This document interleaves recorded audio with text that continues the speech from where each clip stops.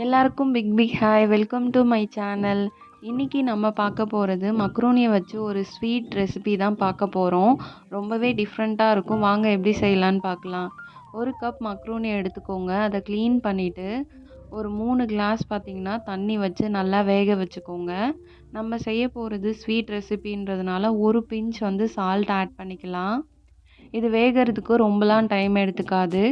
ஒரு 5லேருந்து 7 நிமிஷத்துலேயே நல்லா வெந்துடும். இது வேகிற டைம்லேயே ஒரு தேங்காய் எடுத்து அரை மூடி பார்த்திங்கன்னா தேங்காய் பால் எடுத்து வச்சுக்கோங்க.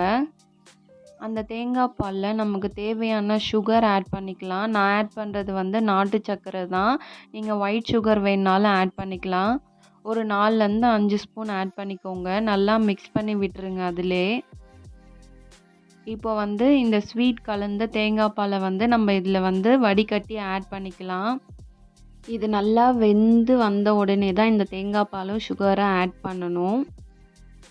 இந்த பாயாசம் வந்து கட்டியாகிறதுக்காக ஒரு 1/2 ஸ்பூன் பார்த்திங்கன்னா கார்ன்ஃப்ளவர் மாவு கரைச்சி ஊற்றிக்கலாம். ஃப்ளேவருக்காக 2 ஏலக்காய் நசுக்கி ஆட் பண்ணிக்கோங்க.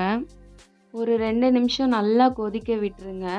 கடைசியாக பார்த்திங்கன்னா முந்திரி பருப்பை வந்து நெய்யில் வறுத்து ஆட் பண்ணிக்கலாம் பாயாசத்தில். உங்களுக்கு பாயாசம் வந்து ரொம்ப கட்டியாக வேணும்னா கார்ன்ஃப்ளவர் மாவு வந்து இன்னும் கொஞ்சம் கரைச்சி ஆட் பண்ணிங்கன்னா பாயாசம்.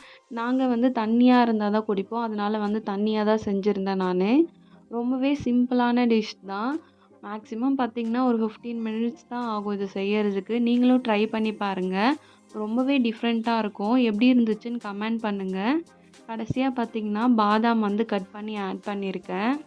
இந்த வீடியோ பிடிச்சிருந்துச்சுன்னா மறக்காமல் கமெண்ட் பண்ணுங்கள், ஷேர் பண்ணுங்கள், சேனலை சப்ஸ்கிரைப் பண்ணிக்கோங்க.